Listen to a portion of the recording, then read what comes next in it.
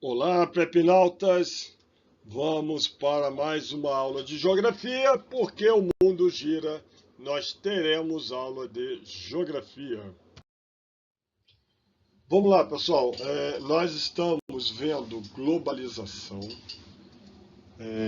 Antes disso, nós vimos capitalismo, né? Logo no início das aulas, fases, revoluções.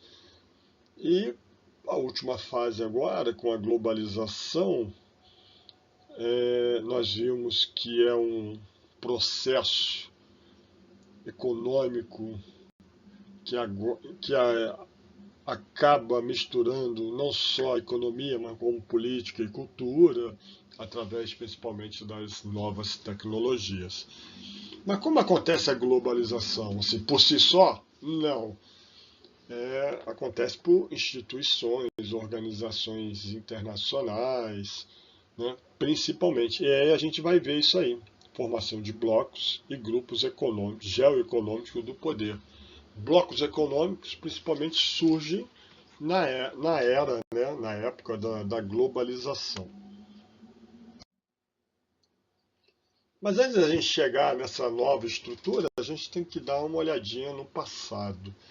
A primeira estrutura supranacional que foi organizada no mundo foi a Liga das Nações, certo? Liga das Nações é a primórdio da ONU. Essa Liga das Nações, ela aconteceu principalmente fundada na Europa, né, num contexto de fim de Primeira Guerra Mundial. Você já deve ter estudado na história, principalmente século XVIII, século XIX, século XX, né, com a Primeira e a Segunda Guerra Mundial, que a Europa foi palco de várias guerras.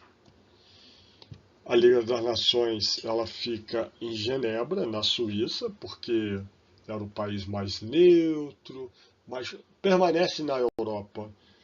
E na sua formação, no seu regimento, ela pega a ideia do presidente Wilson, né? Woodrow Wilson, que era presidente dos Estados Unidos, e ele que estabeleceu alguns critérios de paz e o regimento, o regulamento, obedeceu mais ou menos esse pensamento americano. A ideia principal da Liga das Nações, ou Sociedade das Nações, primeiro era manter e garantir a paz. O pessoal não queria que eu tivesse outra guerra, né? A Primeira Guerra Mundial, que é a primeira guerra da fase industrial. Isso é importante você ter guardado. Mediar conflito entre nações, né? As nações entravam em guerra direto, e criar procedimentos para relações internacionais amistosas, criar um corpo diplomático que se discutisse, debatesse de uma forma mais harmoniosa. É lógico que no papel fica muito bonito, mas na prática a Liga das Nações ela não obteve esse êxito principal. Primeiro teve a invasão do Japão na Manchúria, né? O Império Japonês, que era expansionista e que acabou invadindo a China. Depois, a questão dos investimentos bélicos na Alemanha. Então, quando a Alemanha pede o armistício na Primeira Guerra Mundial, é assinado lá o Tratado de Versalhes, que foi debaixo que foi num trem, e isso gerou muito ressentimentos, porque o tratado ele não era generoso com a Alemanha, surgiu a ascensão do nazismo, e com isso volta-se um investimento bélico na Alemanha, a qual ela utiliza para fins de treinamento na Guerra Civil Espanhola. Então, o exército alemão, antes de entrar em guerra, a partir de 1939, usou todas as suas técnicas e táticas na Guerra Civil Espanhola, principalmente da sua aviação. Então, a gente viu que a sociedade se aproveitou do pensamento, principalmente americano. No entanto, os Estados Unidos não participou da Liga das Nações, já demonstrando uma certa fraqueza, né, dessa instituição que pensava em diminuir os conflitos. Brasil. Brasil também acaba saindo da Liga das Nações em 1926 por duas situações, né? Primeira, que ele queria entrar no Conselho de Segurança. Até hoje quer entrar na ONU, né? Você veja que é uma pauta, uma solicitação antiga. E ele também foi contra a entrada da Alemanha na Liga das Nações. Então ele acabou não sendo atendido e acabou saindo. E com isso, com toda essa desorganização, a Liga das Nações foi extinta em 20 de abril de 1946 e ela dá lugar à ONU, né, a Organização das Nações Unidas, que existe até hoje, só com uma pequena diferença, algumas diferenças, né, que nós iremos perceber nos próximos slides. Aí surge a ONU. A ONU foi criada 24 de outubro de 1945 e a carta foi feita uma carta pela China, França, União Soviética e Reino Unido e Estados Unidos, né? Então, e vários outros países, mas esses são os principais, principalmente quando você pega Estados Unidos e União Soviética, que nós já vimos que eram dois países hegemônicos da ordem bipolar, e França e Reino Unido são os países, entre parênteses, vencedores, junto com os Estados Unidos e da União Soviética, né, da Segunda Guerra Mundial, e a China. E aí você pode me perguntar, por que a China? Certo? A China era um grande país, acabou ajudando os Estados Unidos, principalmente na Segunda Guerra Mundial, no teatro de operações japoneses. A China era republicana e, na época, o presidente americano, que era o Franklin Delano Roosevelt, via a China como uma grande parceira, porque ela era republicana. Ela ainda não era comunista, comunista só a partir de 1949. Então ela é chamada, né, para ser um dos países influenciadores, principalmente porque os Estados Unidos achavam que a China tinha muita influência, principalmente na Ásia, certo? Os objetivos principais da ONU é o mesmo, quase o mesmo, né, das sociedades das nações, né, manter a paz e segurança internacional, desenvolver relações amistosas entre nações, conseguir uma cooperação internacional para resolver problemas internacionais, promover e estimular o respeito aos direitos humanos e ser um centro destinado a harmonizar a ação das nações para a consecução desses objetivos. A ONU hoje possui 193 países membros, Brasil é membro, e fica na cidade de Nova York, lá nos Estados Unidos. E aí a gente chega na organização da ONU, né? Temos aqui a Assembleia Geral, é aquela que mais aparece na TV, onde os diplomatas estão reunidos, onde os presidentes dos países discursam, é dirigido por um secretário-geral que é eleito pelos países. Outro órgão é o Conselho de Segurança. Esse é o mais questionável, é o mais criticado.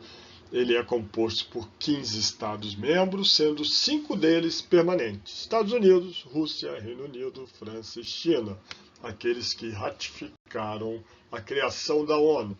Fora isso, são 5 países que têm bomba nuclear. E é composto também por 10 membros temporários, eleito pela Assembleia a cada 2 anos. O Brasil, como na Sociedade das Nações, pleiteia uma vaga fixa.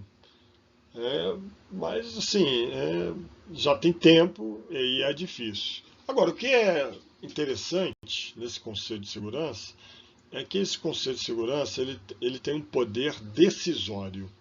Aqui é deliberativo. As pessoas vão debater, vai chegar no consenso. Mas aqui não, aqui é decisório, né? E então tem tomada de decisão, as decisão.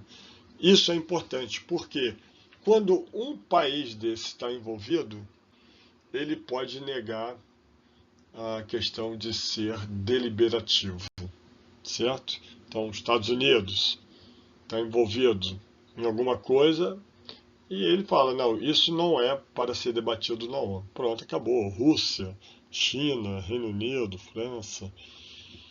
É lógico que a gente ouve mais falar sobre os Estados Unidos, né, que é uma potência hegemônica. Tem o Conselho Econômico e Social, né, a parte, né, de investimentos, né, de questão da fome, educação. Conselho de Tutela, composto por cinco membros permanentes que compõem o Conselho de Segurança. Suas atividades agora estão suspensas. Tem a Corte Internacional de Justiça, principalmente quando tem crimes graves, né, guerra e genocídio, composto por 15 membros eleitos pela Assembleia Geral e pelo Conselho de Segurança, certo? Então você vê que o Conselho de Segurança, esses países, tem muita força. E o secretariado é o pessoal que trabalha para desenvolver todas essas atividades, que aí o cargo geral é o secretário-geral, que é o principal cargo da organização. Então, qual é hoje a crítica? No Conselho de Segurança.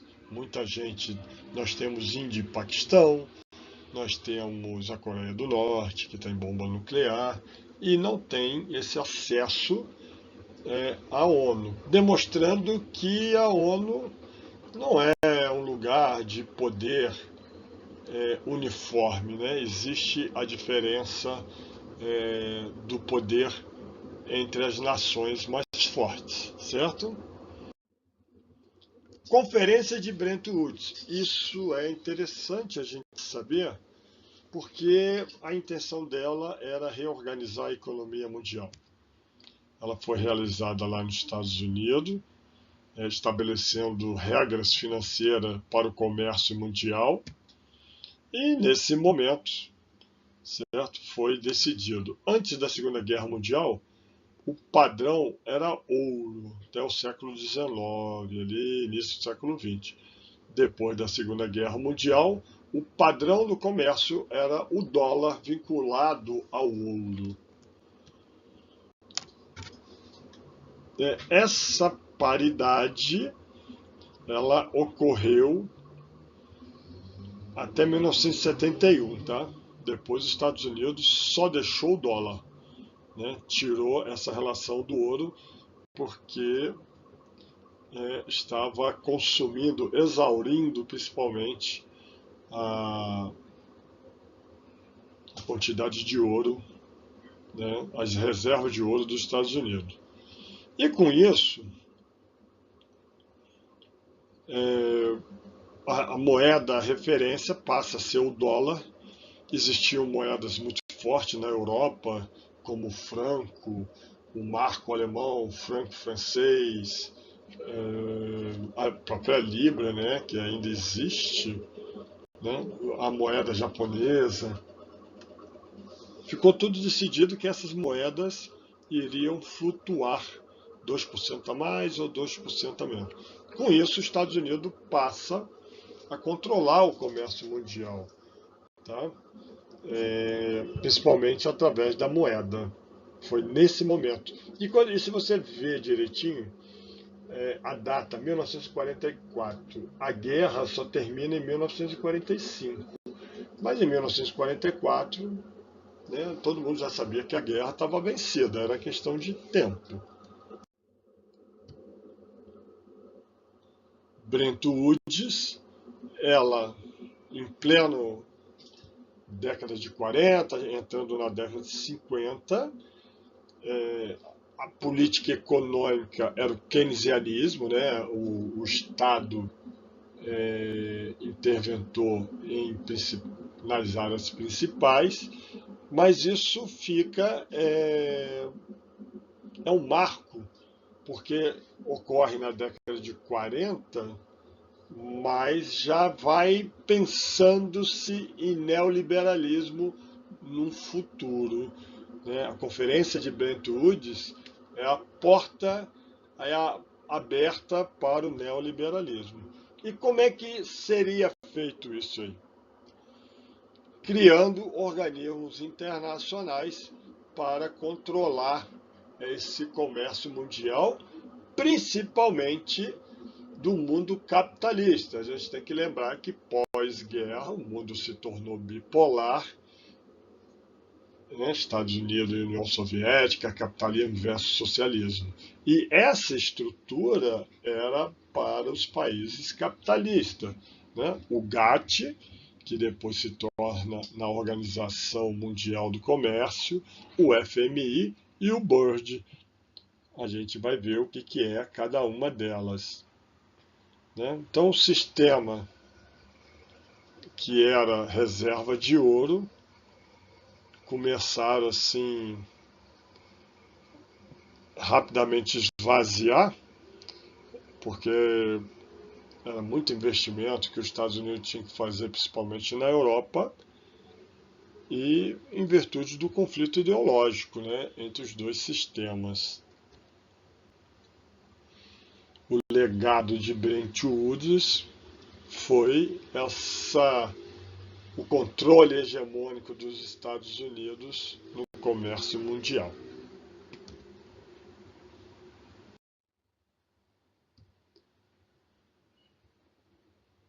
E com isso, né, ONU, FMI, o GATT e o BIRD são organizações que acabam controlando várias atividades, principalmente comerciais, políticas, e que deram a direção do mundo, principalmente a partir da década de 40, pós-Segunda Guerra Mundial. Então, isso é importante você guardar essa ideia. A gente vai ver cada uma delas rapidamente, tá? E elas atuam, né, de forma global.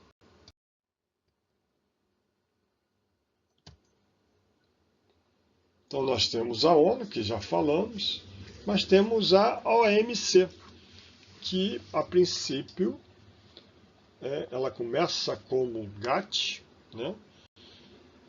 Acordo Geral de Tarifas e Comércio.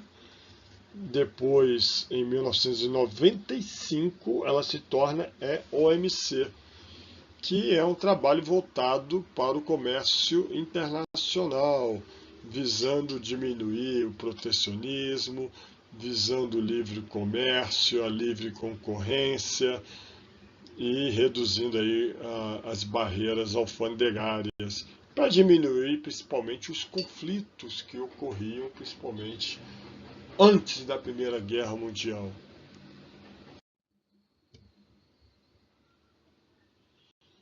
Nós temos outra organização importante no mundo, que é a Organização para a Cooperação e Desenvolvimento Econômico, a OCDE. É conhecido como Clube dos Ricos, né, dos países desenvolvidos. A sua criação é datada ali de 1960 e é uma continuidade do Plano Marshall, lá da política do Truman, que era para investimento, principalmente na Europa, para combater lá as ideias socialistas, e principalmente, né, voltadas na área da saúde e educação. Então tem aqui um quadrinho que é interessante. Hoje tem 38 países que integram a OCDE, né? Vários países da Europa entraram. E aí eu separo aqui, ó, o Chile né, aqui da América do Sul, mas o Brasil e a Colômbia também participantes da OCDE. O Brasil não faz parte da OCDE, tá bom? Então o Brasil não faz parte dessa organização internacional que é a OCDE. É uma organização internacional, tá, gente? Não estou falando de blocos econômicos. Outra organização interessante é o FMI, que ele concede empréstimos financeiros para as nações que estão em crise econômica, para fomentar basicamente sua economia. A gente sabe que a globalização deixa, né, principalmente os aspectos financeiros e econômicos todos interligados. Então, quando um lugar não está bem, irá afetar de alguma forma outros lugares. E o FMI, ele tem essa questão de poder ajudar esses países através principalmente de empréstimos. Veja bem que quantidade de países membros do FMI. O Brasil, no final da década de 80, início de 90, recebia muita visita do FMI. Banco Mundial, também nessa ideia criada lá em Bretton Woods, né, voltada para financiamentos de questões estruturais, transporte, comunicação, energia, saúde e educação. Junto com o FMI, o Banco Mundial foi criado no contexto histórico da Segunda Guerra Mundial. Nós temos a OTAN. A OTAN já não tem nada de economia, né? Já é no âmbito militar, e que foi grande rival do Pacto de Varsóvia, como terminou a União Soviética, o Pacto de Varsóvia deixa de existir, mas a OTAN ela permanece, principalmente capitaneada pelos Estados Unidos, certo? E aí eu separo assim algumas tabelas interessantes, né, que nós temos organizações mundiais, né, ONU, OMS, que acaba sendo subordinada à ONU, né, um pouco, né, organizações regionais, OTAN. Eu vou tirar aqui, né, organização, lógico que o bloco econômico é uma organização, né, mas a OTAN que tem um pacto voltado por um viés militar. E tem várias organizações, né? Áreas de atuação econômica, a gente já viu, políticas, ONU, OEA, Unasul, culturais, militares, esportivas. Ó, esse ano é ano de Copa, então nós temos a FIFA em evidência. Daqui a 2 anos temos Olimpíada, e aí tem o COI em evidência, né, o Comitê Olímpico Internacional. A importância assim, das organizações internacionais, principalmente, é o diálogo, né, para diminuir as tensões e os conflitos, coisa que não existia antes da Liga das Nações. Os países entravam em guerras e aí levavam outros, então era muito confusa a coisa, né?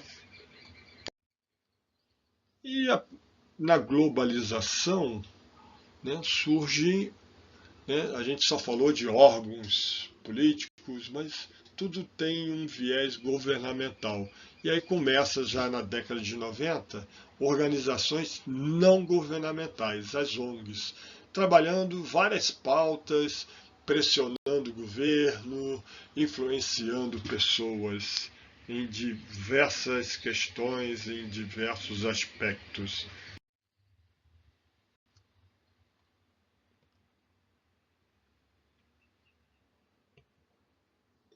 gente sabe que essas organizações elas surgem para suprir uma demanda aonde o Estado não atende de forma satisfatória. Né? O Estado atende de forma a grande maioria, não de repente uma parcela da sociedade. Tá? Essas ONGs cumprem o papel, né, às vezes, de governo, né, com a sua influência tanto nos países envolvidos quanto nos países em desenvolvimento. Tá? Corresponde a grupos sociais, organizados, sem fins lucrativos. Né? Entretanto, hoje, muitas ONGs estão envolvidas em desvios de dinheiro público, certo? Tanto no turismo como na educação e no trabalho. E aí como é que fica o papel do Estado na globalização? A gente já estudou, principalmente a fase neoliberal, onde diminui o papel do Estado, né? O Estado diminui principalmente a sua ação na economia, passa a ser mais regulatório, mas o papel do Estado não deixa de ser importante. E temos aquele conceito do Estado mínimo, que é voltado principalmente pela política neoliberal. Né? Aqui no Brasil, principalmente na década de 90, no governo Fernando Henrique Cardoso, o que acontece? Privatização de várias empresas estatais. Então nós tínhamos lá Vale do Rio Doce, CSN, CST, essas empresas que tinham uma importância, né, estratégica na produção de aço, foram vendidas para os grupos privados e outras empresas também. Áreas que eram controladas pelo governo foram passadas para a iniciativa privada, uma delas de destaque, a telefonia, certo? E muita fim da regulação excessiva das empresas privadas, ampla abertura ao mercado estrangeiro. Isso leva o Brasil para uma desindustrialização, é um impacto muito forte, porque as nossas empresas não estavam preparadas para competir com indústrias mais desenvolvidas, a qual o custo do material era muito menor. Medidas para garantir o livre funcionamento do mercado, né, abertura do mercado, diminuição das tarifas alfandegárias e uma limitação dos sindicatos e dos direitos trabalhistas. Hoje a gente discute até a escala 6x1, mas já naquela época já se pensava, né, em outros tipos de relacionamentos de trabalho. Tanto é que na Covid chegou-se muita gente trabalhando online, né? E o principal, né, a redução da despesa do próprio Estado, né? E, no entanto, isso inclui redução de gasto como medidas sociais. Sai aquele Estado keynesianista do bem-estar social, já que ele passa a ser um Estado mais regulatório e não mais com controle de áreas de produção específica, como na política keynesianista. Eu gosto muito dessa charge, certo? Depois vocês vão ler com carinho. Estado e globalização, né? Então, assim, a globalização ela começa forte com o fim da ordem bipolar, fim do Muro de Berlim, extinção da União Soviética, e aí surge a ordem multipolar, principalmente ali Estados Unidos como poder hegemônico, dividindo ali um pouco com a Europa e Japão. Começa ali a globalização, a questão do Estado Nacional, que já começa a sua né, a influência da globalização com o Estado Nacional. Né? A globalização traz os pensamentos neoliberais, surgem novos atores, né, ONGs, transnacionais, a própria mídia, diminui o papel do Estado, né, que a gente chama de Estado mínimo, que tem menos intervenção na economia, interligado com o pensamento neoliberal, que no final de tudo é a abertura do mercado, né? Diminuir o protecionismo. Isso é a economia globalizada. Temos aí o papel da mídia, né? A mídia com a globalização, principalmente a partir da década de 90, ela assume um papel muito importante, principalmente em virtude do desenvolvimento tecnológico, a velocidade da informação, internet, novos tipos de satélites, né? Tanto é que temos aí a transmissão da Guerra do Golfo, as Torres Gêmeas, basicamente em 2011 foi ao vivo, né? Principalmente o segundo avião. E qual é o papel da mídia? Né? Impulsionar o consumo, para o Estado, né? Para a mídia também, formar opinião, no caso do consumo, né? Através dos comerciais e propagandas. Formar opinião passa a ser o quarto poder. Se o Estado desenvolver uma atividade, mas a mídia não estiver junto, ela pode atrapalhar principalmente as ações do Estado. Um grande exemplo aí, Primavera Árabe, a gente vai falar mais à frente, né, numa outra aula. Então é uma ferramenta muito importante, uma ferramenta de manipulação, de intenção. Surge aí as fake news e através dessa ferramenta tem a transformação de valores, comportamento e costumes, né, novas tecnologias, inteligência artificial, que cada vez está inserida no nosso dia a dia. Isso, a mídia, né, toda a sua ação da mídia nessa economia globalizada. Isso tudo, né, a globalização, visa o quê? A questão do comércio mundial, que ele não é igual.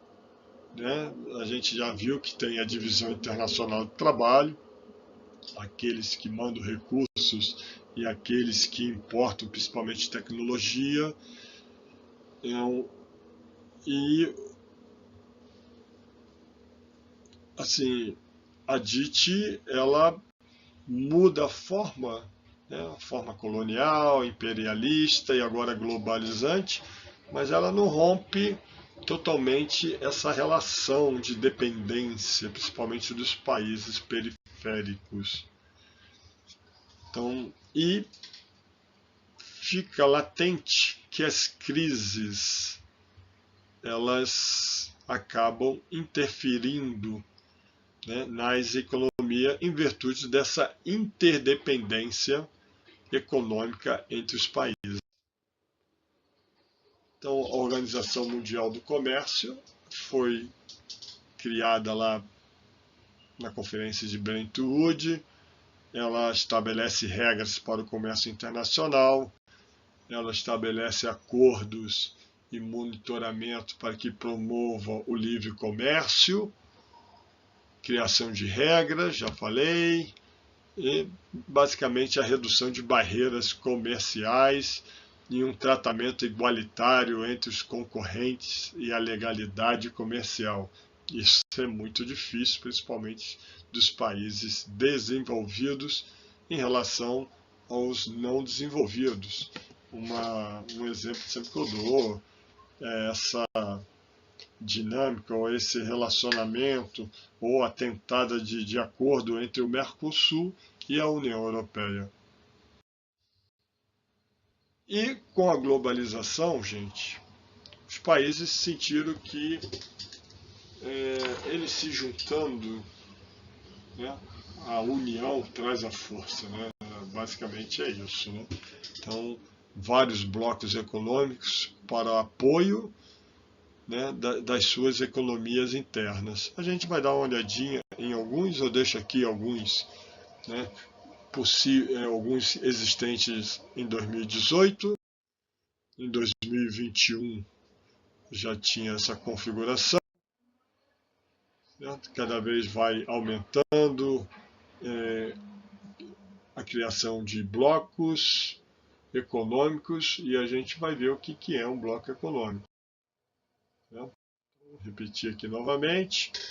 Blocos econômicos são agrupamentos de mercado onde vão se eliminando barreiras alfandegárias, principalmente voltadas para as economias dos países envolvidos, certo? Alguns casos, temos aí a União Europeia, que ela perpassa essa questão da economia, né, chegando na política.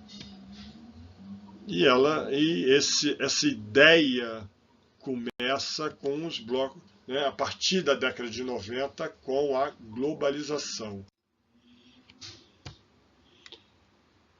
Então, assim, na década de 90, né, sai a ordem bipolar, que era uma ideologia militar, entra na ordem multipolar a disputa econômica, né, a ordem econômica é mais importante e os países perceberam isso aí. Né, na globalização, a questão da internacionalização da economia e da política. E os blocos econômicos, eles variam, né, em termos de integração, em termos de facilidades tarifárias. Eu já estou dando aqui um spoiler, o BRICS, ele não é um bloco econômico, tá? Então, blocos econômicos, às vezes, só tem uma zona de livre comércio, somente redução e extinção de barreiras alfandegárias para os produtos, ou uma união aduaneira que sim, para os países envolvidos, adota a mesma tarifa de exportação e importação das mercadorias, não importando aonde ele entra, e com isso você diminui a concorrência, certo? Então tem certos produtos que nos países envolvidos tem uma tarifa comum. É o caso do Mercosul. Não interessa se o produto que é regulado entre na Argentina, no Brasil ou no Uruguai. Ele vai ter a mesma tarifa de entrada. Então, mercado comum, porque além das tarifas aduaneiras, há uma integração total da circulação de bens e mercadoria, capital e pessoas. Um grande exemplo é a União Europeia antes de 2001. Então, o mercado comum, as pessoas conseguem manter o mesmo preço, a mercadoria não tem entre países barreiras alfandegárias. Tá? Então, é um nível mais alto. União monetária, basicamente, é a União Europeia com seu euro. Tá? Não confundir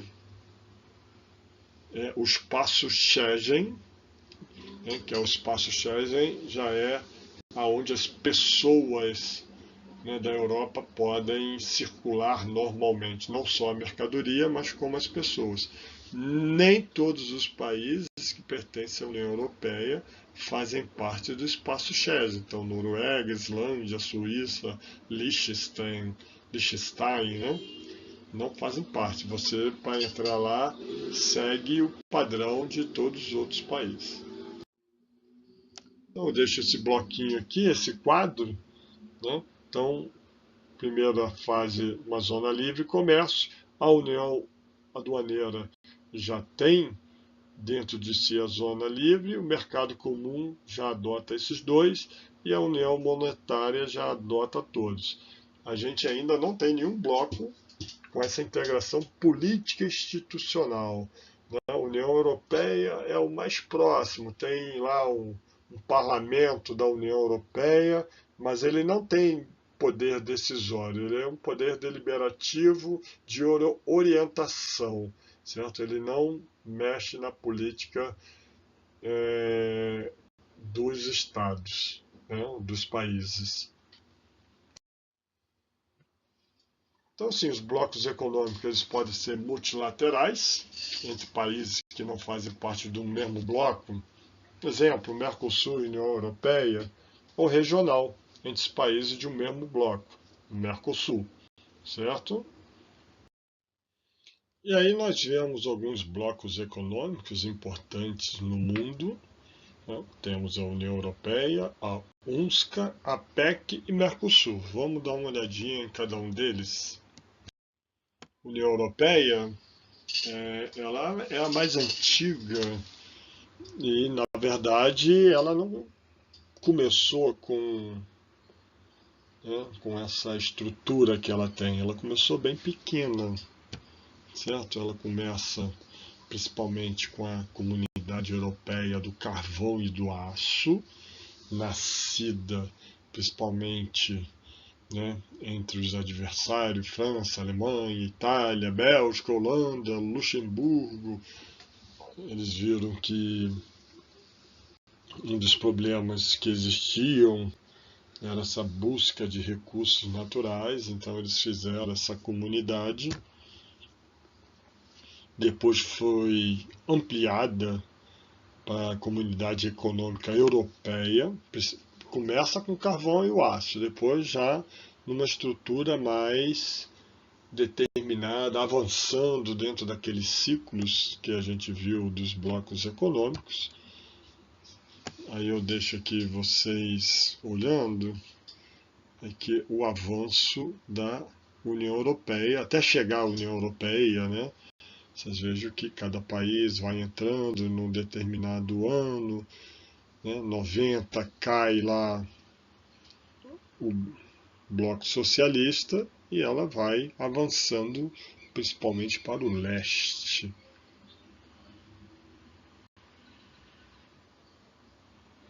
Então veja aí a estrutura, né, da União Europeia, acredito que vocês já perceberam.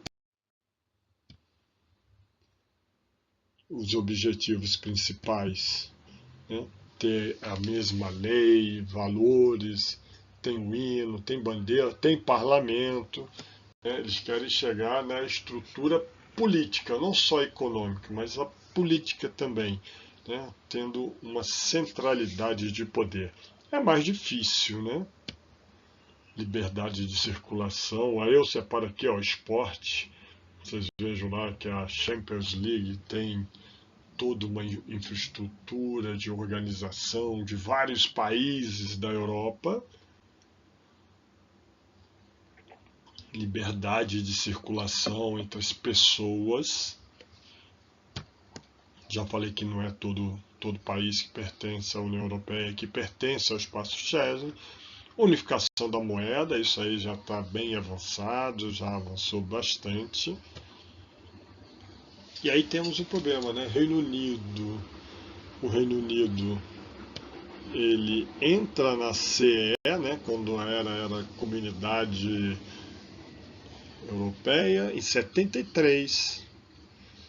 E ela não adere ao espaço Schengen e ela não adere ao euro. Não quer dizer que você não vai utilizar, né? Não utiliza o euro lá em Londres, mas ela não elimina a sua moeda, que é a libra esterlina, né? Que é uma moeda fortíssima. E aí em 2020, em plena Covid, aquele negócio todo, o Reino Unido deixa a União Europeia, né? E esse movimento se chama de Brexit. Né? Estava apenas pelo acesso ao mercado único e a influência nas políticas europeias. Entretanto, outras coisas acabaram não atendendo ao Reino Unido. Então, hoje temos União Europeia 27 países. Veja aqui que a Albânia não faz parte.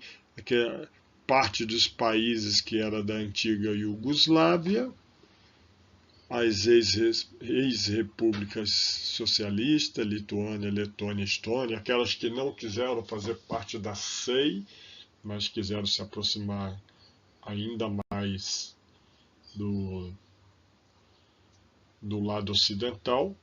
A Suíça não faz parte da União Europeia, é um país neutro. Olha aí que, né? Isso é bom vocês saberem. E o NAFTA ou UNSCA, primeiramente foi conhecido como NAFTA, né? Um dos primeiros blocos econômicos, principalmente na década de 90. É uma zona livre de comércio. Tá? Então, somente a mercadoria transita entre os países. Tá? As pessoas não. Então, é o primeiro estágio de um bloco econômico. Ele se transformou em UNSCA, né? Estados Unidos, México e Canadá. Inclusive é onde vai ser a Copa do Mundo desse ano. Né? Esse acordo entrou em 94, né? O NAFTA, né, na verdade, e foi encerrado em 2018. E ele foi substituído já com esse nome em 2020. Tá? A crítica é a dependência econômica e principalmente a perda de postos de trabalho nos países, né, dos Estados Unidos, principalmente porque, né, aquela coisa da desconcentração industrial, principalmente essas empresas que estão na fronteira, boa parte delas vão aproveitar mão de obra barata, leis trabalhistas mais flexíveis no México, diminui o custo e as mercadorias entram sem controle, né? Sem aquela burocracia, mas as pessoas não entram.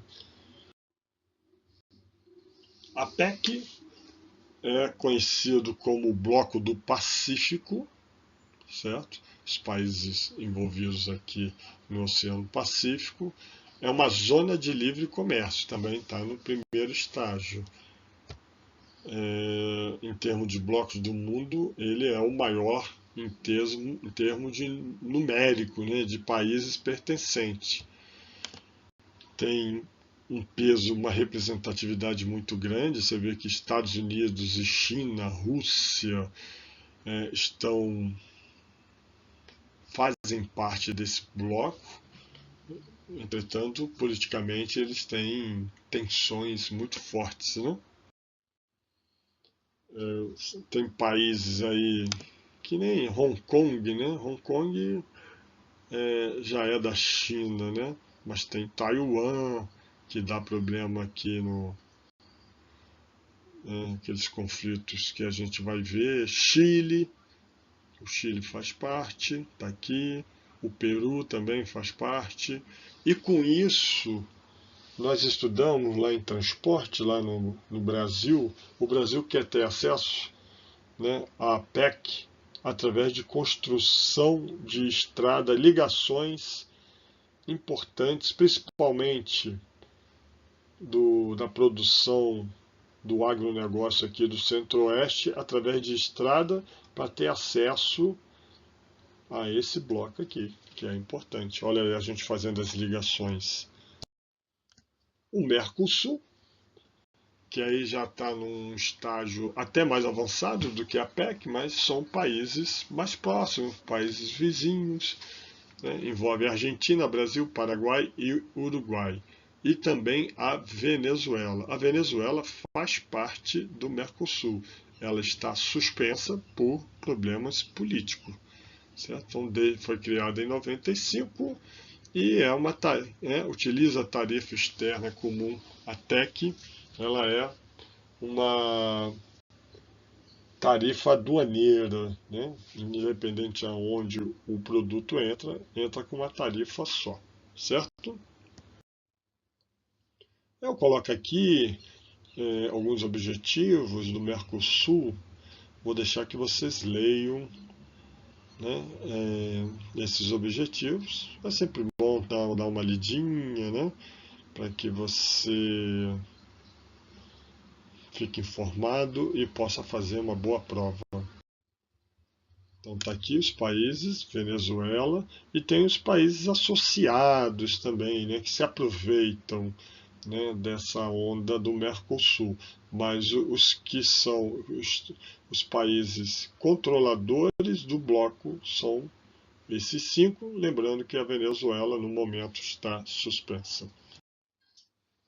Só para que você dê uma olhada, né, na questão das exportações brasileiras, boa parte da nossa exportação vai para a Ásia e China, Estados Unidos também um grande parceiro, e vocês vejam que também não podemos esquecer a nossa América.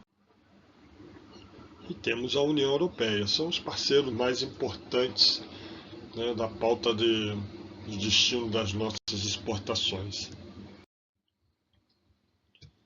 Falando um pouco aí do comércio mundial, a gente já viu, né, que o comércio ele não é igual, é desigual, e isso demonstra principalmente na DIT. E cada vez mais tem uma participação grande dos países periféricos, e a gente vai ver ainda, né, impactos da crise de 2008 também. Isso teve uma grande influência no comércio mundial. A Organização do Comércio Mundial, a OMC, primeiramente GATT, foi criado lá no Bretton Woods, com seus objetivos e principais formas de atuação, né? Transparência, tratamento igualitário, né? Não é porque um país é mais forte do que o outro, e legalidade comercial. E quem se beneficia mais do comércio internacional? É lógico que os países envolvidos, né? Através principalmente das suas transnacionais, certo? Porque o país envolvido produz tecnologia, tem maior valor agregado, controlam as instituições internacionais que regulam o comércio. Isso tudo faz, né, que os países envolvidos sempre tenham uma certa vantagem. As empresas transnacionais, a gente já viu as questões das desconcentrações, e os países em desenvolvimento são grandes exportadores de commodities, né, que têm baixo valor agregado, certo? Então, o comércio internacional não beneficia todos de forma igual. Isso ficou evidente. E aí tem os grupos estratégicos. A gente viu blocos econômicos, agora a gente vai ver grupos estratégicos. Porque basicamente o bloco econômico visa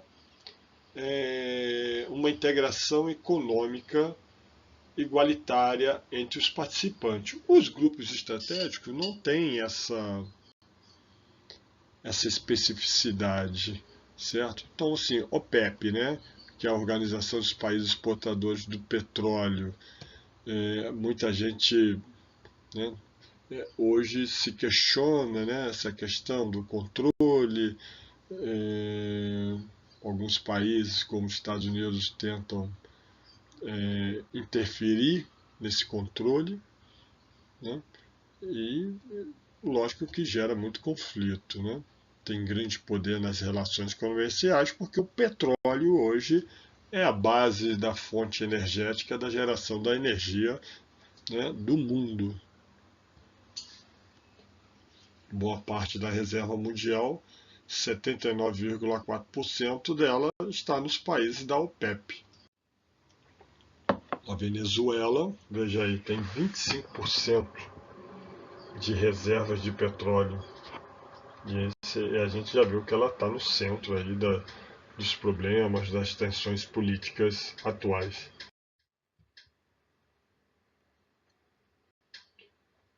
Os países que fazem parte da OPEP,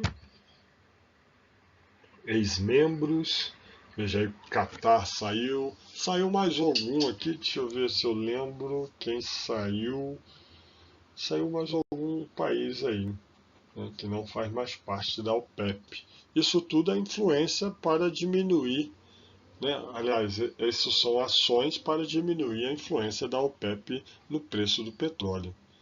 Mas temos aqui, ó, o Irã envolvido, Iraque, né? Países sempre com muito problemas de conflitos internos e externos. Temos o G7, que é o grupamento dos países desenvolvidos e industrializados. É um grupo com grande poder decisório. Antigamente era G8, né? Tirar a Rússia, e é por isso que a Rússia hoje é um dos motivos, né, da insatisfação do Vladimir Putin de tirar a Rússia da jogada. Temos o G20, aí o G20 são as 19 maiores economias do mundo, lógico que tem o G7, e países emergentes, né? Então,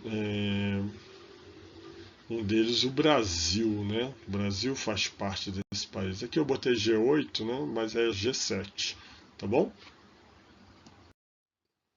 Rodada de Doha também é uma atividade, um grupo estratégico que acontece visando, né, a economia mundial, principalmente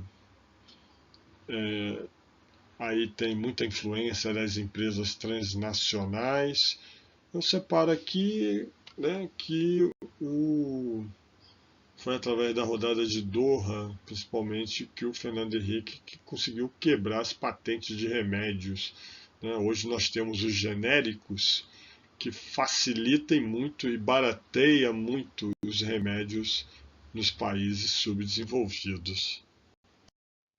E temos o BRICS, né, aonde nós estamos participando. Foi criado o termo BRIC, né, porque não tinha a África do Sul.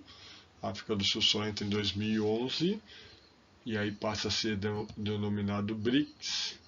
O objetivo é a promoção de medidas de crescimento econômico e desenvolvimento socioeconômico sustentável entre os países emergentes, certo? É importante para a maior inserção das economias emergentes na economia do mundo. Então a gente vai ver isso aí um pouco. O BRICS é um mecanismo internacional de cooperação econômica e desenvolvimento, tá? Principalmente entre os países envolvidos. Primeiramente, Brasil, Rússia, Índia, China e África do Sul. Já entraram outros países, mas não tem aquela. São contratos, vamos facilitar a entrada de empresa, certo? Então é uma cooperação econômica, mas não é igual ao bloco econômico que visa o fortalecimento da economia entre os países envolvidos. Fica mais aqui o BRICS, mais uma cooperação econômica de forma em áreas isoladas, certo? Então o BRICS não é um bloco econômico, certo? Mas o BRICS tem um novo banco de desenvolvimento que está atuando fortemente em concorrência lá ao Banco Mundial, em concorrência ao FMI e principalmente aumentando os projetos de infraestrutura. É basicamente o que o Banco Mundial faz, certo? E ele fica em Pequim.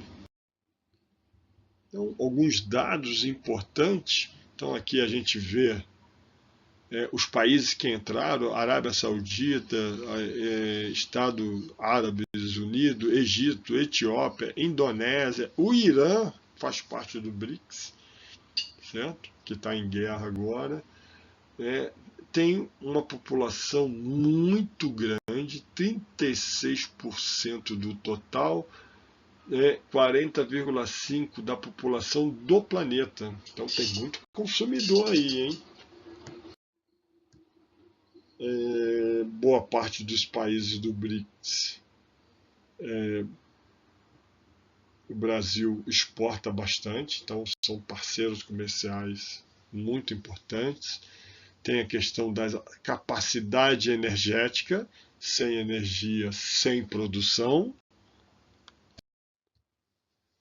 E aí vem aí o conceito, né, eliminação de redução de barreiras alfandegárias, mas de forma, às vezes, bilaterais, às vezes não necessariamente uma relação comercial entre Brasil e China vai favorecer a Índia, certo? Então não tem essa preocupação como é no bloco econômico. Uma integração, né? Isso aqui são os blocos econômicos, né? Zona livre, união aduaneira, que é o caso do Mercosul, mercado comum, União Europeia, União Monetária. Então, né, tem blocos econômicos que são multilaterais, outros são regionais. Principais blocos, né, União Europeia, a UNSCA, a APEC e Mercosul. O BRICS pode alterar o equilíbrio do poder econômico mundial? Uma resposta, né? Lógico que sim, né? O BRICS é uma resposta principalmente a essa influência dos países do norte e esse sul global forte com economias emergentes muito grandes, né? Principalmente China, Índia e Brasil. Apesar de não ser um bloco econômico formal, certo? Ele tem grandes capacidades econômicas e financeiras para se desenvolver e desenvolver os países pertencentes a esse grupo. Tá? Então, reúne grandes economias, representa uma parcela significativa da população, atua de forma conjunta, né, um peso político no sul global, e tem o novo Banco de Desenvolvimento, reduzindo parcialmente a dependência das instituições do FMI e do Banco Mundial, que são controlados pelos países do norte, os países envolvidos. Tá? Então, mais uma vez, BRICS não é um bloco econômico, não há tarifa comum nem mercado integrado, principalmente é isso aí. Tá? Existem diferenças econômicas, políticas e estratégicas entre os países membros. São países totalmente diferentes, né, um do outro. O dólar continua sendo a principal moeda do comércio, mas a gente vê que o BRICS quer acabar com isso aí. Certo? Então, o BRICS contribui para a multipolarização da economia mundial, tentando romper a hegemonia dos países envolvidos. Grupos estratégicos.